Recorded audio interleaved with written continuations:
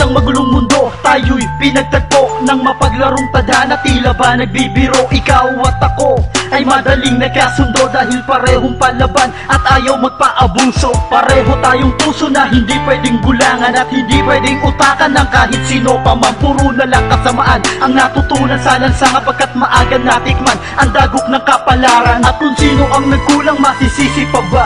Kapwa may hinanakit at walang umuunawa, kapit sa patalim. Sa iligan, lumiling at tutok kalawit, istribo, di tusok at di boga. Kapag nagkapartihan tayo'y laging pantay, walang konsekonsensya sa ganitong uri ng buhay. Kahit ang mga paa nakabaon, nasa hukay ang tanong, anong kinabukasan na naghihintay? Ako'y nasasaktan sa tuwing malalaman ang ating pagmamahalan ay ipit sa kasamaan. Ngunit kahit na ganyan, kami ay huwag husgahan, pagkat kami ay tao lang tulad mo ring magkasalanan. Pag-ibig ko sa'yo'y ilalaan hanggang sa huli paglalaban upang mapatunayan na ito'y walang hanggan. Kung ito'y pag-ibig man, ang tanong pag-ibig ba?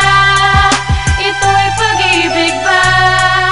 Ito'y pag-ibig ba?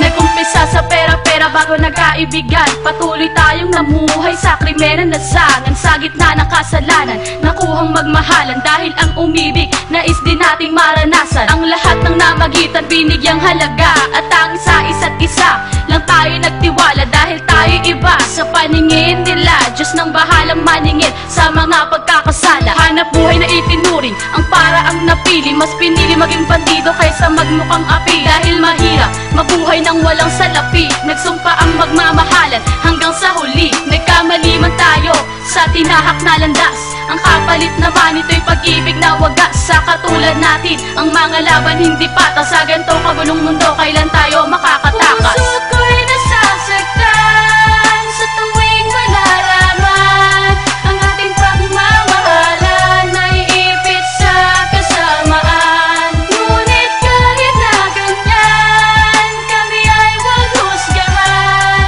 pagkat kami ay tao lang tulad mo ring magkasalanan. Pag-ibig ko sa'yo'y ilalaan hanggang sa huli paglalaban upang mapatunayan na ito'y walang hanggan. Kung ito'y pag-ibig man, ang tanong pag-ibig ba?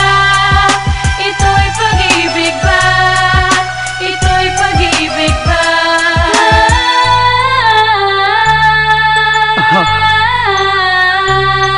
Alam ko hindi ito ang buhay para sa atin, pero pipilitin kong baguhin.